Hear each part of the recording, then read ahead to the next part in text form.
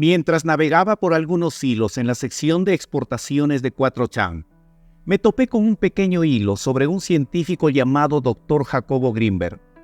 Algunas personas en el hilo estaban hablando sobre su trabajo inusual en el campo de la psicología y la neurociencia, y eso me interesó lo suficiente como para investigar más sobre esta extraña figura científica. Sin embargo, poco sabía que encontraría una historia sobre uno de los científicos más extraños en la historia de México. Jacobo Grinberg nació en la Ciudad de México en 1946. A los 12 años, la madre de Jacobo murió de un derrame cerebral, un evento traumático que hizo que el joven Jacobo quisiera estudiar la mente humana.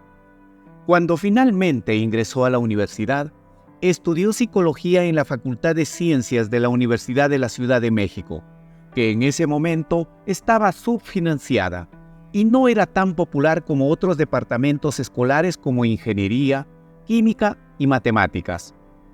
En 1970, Jacobo ahorró su salario de investigación para viajar a la ciudad de Nueva York, donde continuaría sus estudios en psicofisiología en el Instituto de Investigación Cerebral, donde obtendría su doctorado en el laboratorio de Heroi Young. Su tesis doctoral se centró en los efectos electrofisiológicos de los estímulos geométricos en el cerebro humano, un tema que es demasiado complejo para explicar en este video. Cuando regresó a México, se convirtió en una figura inspiradora en la psiquiatría y fisiología mexicanas. Con su influencia, Jacobo fundó un laboratorio de psicofisiología en la Universidad Autónoma y luego instaló otro laboratorio de este tipo en la Universidad de la Ciudad de México a fines de la década de 1970. Finalmente, Jacobo fundó el Instituto Nacional para el Estudio de la Conciencia de México en 1987, financiado por la misma universidad. Durante su investigación, Jacobo publicó más de 50 libros sobre actividad cerebral, brujería, chamanismo, telepatía y meditación. En ese momento, estos temas eran considerados extremadamente tabú en la comunidad científica mexicana, y su interés en los estudios comenzaría a manchar su reputación en México. Sin embargo, comenzaría a ganar una nueva audiencia en todo el mundo, principalmente en Estados Unidos. Jacobo puso en peligro su reputación como científico cuando intentó usar el método científico para explicar conceptos de chamanismo. Combinó los dos en su trabajo profesional, siempre tratando de comprender lo que llamaba el mundo mágico. Jacobo intentó cambiar la forma en que se comprende la relación entre la ciencia y la conciencia. Su trabajo exhibió la base científica de la telepatía. Sin embargo, a menudo fue rechazado por otros científicos. En la cultura pop actual, el concepto de telepatía es relativamente comprendido por las personas comunes, ya que ha jugado un papel clave en algunas piezas de medios famosas. Pero en ese momento, era una idea nueva que solo los estudiantes de chamanismo y generalmente los usuarios de drogas psicoestimulantes podían entender. Esta explicación que Jacobo celebró como tan importante como la teoría de la relatividad fue otra parte de lo que los historiadores comenzaron a llamar los nuevos estudios de la era. En este punto, asumí que el Dr. Jacobo Grinberg no era más que un psiquiatra excéntrico, pero no fue hasta que encontré un par de hilos sobre la teoría de la sinergia que decidí hacer un video sobre este hombre. La teoría de la sinergia fue mencionada por primera vez en su libro El cerebro consciente en 1994. Ahora, esta teoría se vuelve muy salvaje y compleja, y no soy un neurofisiólogo, así que haré mi mejor esfuerzo para describirla. Explica esta teoría subrayando que hay una estructura espacial que parece vacía e invisible para nuestra percepción, pero que en realidad contiene en cada una de sus partes información sobre el resto de las partes. La mecánica de este fenómeno se llama látex o la matriz. La estructura del espacio tiene muchas dimensiones que, cuando se afectan también a la matriz. Pero la matriz tiene la capacidad de modificarse a sí misma para mantener la realidad en orden para nuestra percepción. Las fuerzas como la fuerza gravitacional, la fuerza interactiva y la fuerza electromagnética se originan en la matriz, y cada fuerza es lo que Jacobo llama una banda centrogenética. Jacobo explica que, desde un punto de vista psicofísico, el cerebro es una matriz similar que regula la información que nuestros ojos reciben.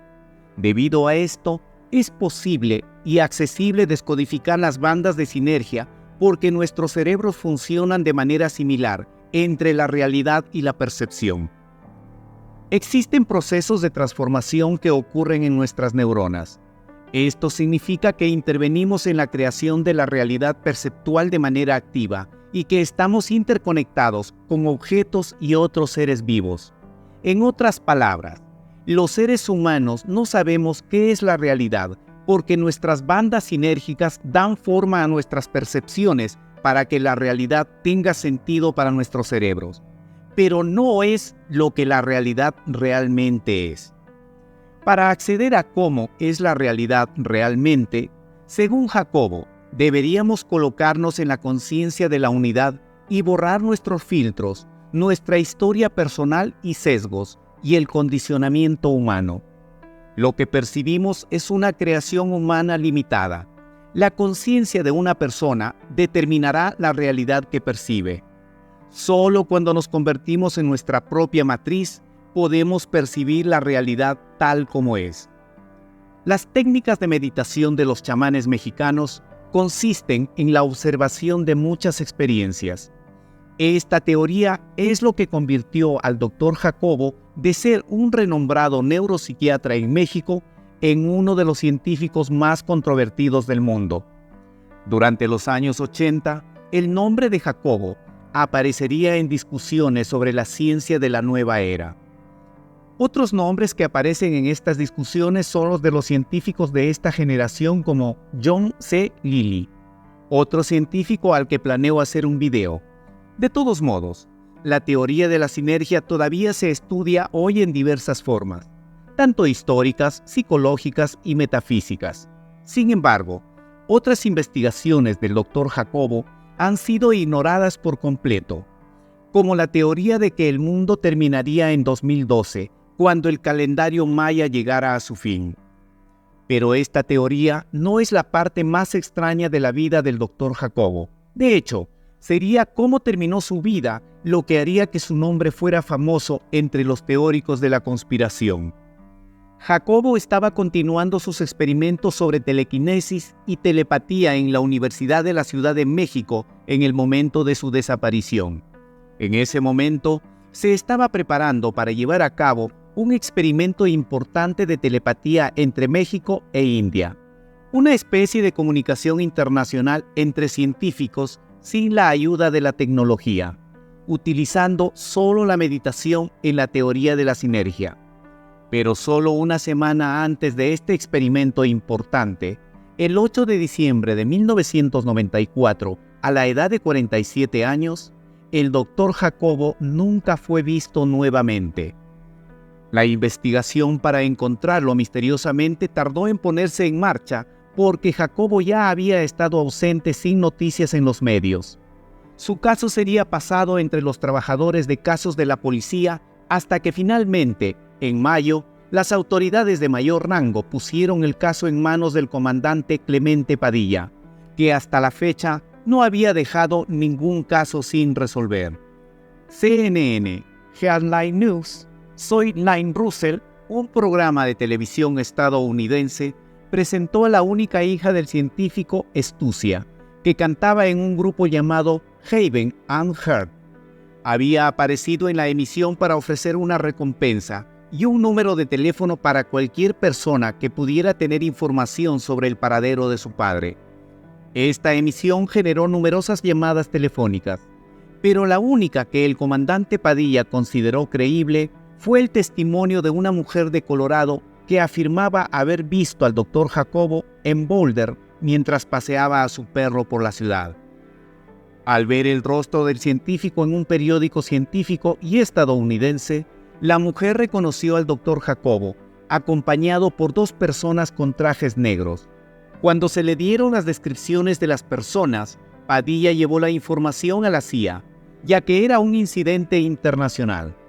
Un agente de la CIA identificó a los dos como otros agentes estadounidenses, Rick Howard y Marino Velasco, utilizando las descripciones que eran 100% precisas. El comandante Padilla estaba seguro de que habían encontrado a los culpables, pero cuando regresó a la Ciudad de México, las autoridades de más alto rango del gobierno mexicano lo estaban esperando allí. El comandante Padilla fue relevado inmediatamente de la investigación y, frustrado, más tarde renunció a la fuerza policial. Goulart, un documentalista de México, terminó encontrando el paradero de Padilla, quien vive retirado en algún lugar de la Ciudad de México, algo paranoico y aún obsesionado con su propio caso sin resolver. Otros investigadores sugieren que Teresa Mendoza López, la segunda esposa de Jacobo que también desapareció, podría haber trabajado para la CIA y que Jacobo de alguna manera se enteró y podría haberla secuestrado para deshacerse de ciertos secretos. Aunque esa teoría es un poco dudosa, el ángulo de la CIA es definitivamente la teoría más popular de su desaparición. Esta fue la época en que el gobierno de Estados Unidos estaba financiando varios descubrimientos científicos de la nueva era para obtener una ventaja durante la Guerra Fría. Aunque creo que en algún momento la CIA o la NASA se acercaron o incluso ayudaron en la investigación de Jacobo Grinberg, no creo que tuvieran algo que ver con su desaparición. En mi opinión, creo que el Dr. Jacobo probablemente simplemente se desmoronó después de décadas de investigación. Sin menospreciar este campo de la ciencia, no dudo en que Jacobo podría haberse sumergido de cabeza en el chamanismo y abandonado por completo sus responsabilidades para emprender algún viaje espiritual. Independientemente, la verdad es que Jacobo Grinberg desapareció junto con todo el material de su última investigación, dejando a quienes habían estado estudiando bajo él en un estado de confusión, ya que ahora faltaban datos importantes que solo Jacobo tenía. Si quieres aprender más sobre la vida del Dr. Jacobo, hay un pequeño documental mexicano sobre él que puedes encontrar en línea. Es posible que desees encontrar una versión con subtítulos si no hablas español como hice yo. Además de eso, el nombre del Dr. Jacobo ha perdurado solo como benefactor de los departamentos neuropsiquiátricos de las universidades en las que estudió. Si fue abducido por agentes de la CIA, dudo que incluso la CIA recuerde ese hecho, y sin evidencia más sólida, no hay forma de verificar si trataron con Jacobo en primer lugar. Independientemente de cómo terminó su vida, o qué pensaron las personas sobre sus teorías, el legado de Jacobo Grinberg siempre será definido como un científico que estuvo dispuesto a cuestionar los límites de la conciencia humana, incluso cuando parecía que el mundo científico estaba en su contra. Su determinación ha inspirado a generaciones de pensadores de la nueva era, algo que probablemente Jacobo nunca imaginó que su investigación crearía. ¿Qué piensas del Dr. Jacobo? ¿Alguna de sus investigaciones te pareció lógica y controversial en ese momento? Además, ¿qué piensas sobre su desaparición? ¿Fue obra de la CIA o simplemente un hombre que quería escapar de sus responsabilidades? Déjanos saber tu opinión en los comentarios. También asegúrate de darle me gusta y suscribirte para obtener más contenido. Y echa un vistazo a otros videos que tenemos en el canal.